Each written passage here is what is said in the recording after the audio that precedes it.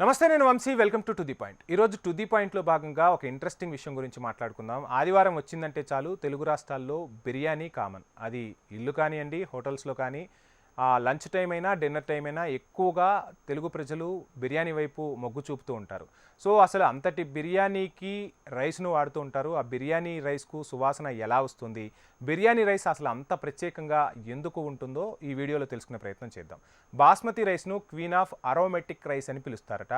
ఇక బాస్మతి రైస్కు ఆ సువాసన ఎలా వస్తుంది అంటే అరోమెటిక్ రైస్లో ఉండే కొన్ని జన్యువుల వల్ల అంతటి సువాసన వస్తుందని చెప్తున్నారు వ్యవసాయ శాస్త్రవేత్తలు.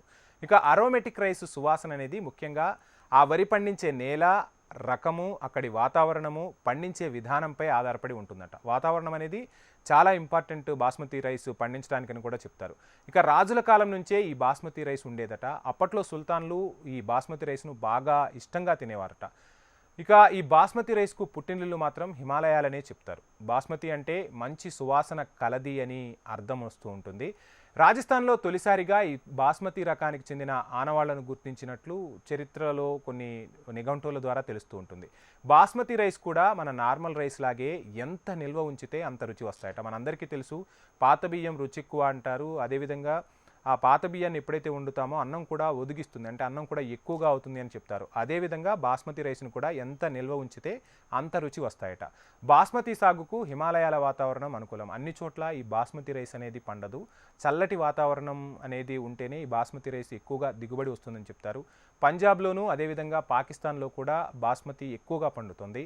భారత ప్రభుత్వం మొత్తంగా 34 బాస్మతి రకాలను గుర్తించిందట. సో మొత్తంగా ఇదండి బాస్మతి రైస్కి ఆ సువాసన ఎలా వస్తుంది అంటే అందులో ఉండే జన్యువుల వల్ల ఆ రకమైన సువాసన వస్తుంది. సో బాస్మతి రైస్ను బిర్యానీలో ఎక్కువగా వాడుతూ ఉంటారు. సో బిర్యానీకి నిజంగా టేస్ట్ రావాలి అంటే ఎవరైనా బాస్మతి రైస్నే వాడుతూ ఉంటారు. సో ఈ బాస్మతి రైస్ని యూస్ చేసి బిర్యానీ చేస్తూ ఉంటారు. చాలా చాలా రకాలుగా, అంటే చికెన్ బిర్యానీ, మటన్ బిర్యానీ, ఇలా వివిధ రకాల్లో కూడా ఈ బిర్యానీ రైస్నే వాడతారు. సో ఇది ఇవాల్టి టు ది పాయింట్. మరో అంశంతో మళ్ళీ కలుద్దాం. Please subscribe HM TV digital.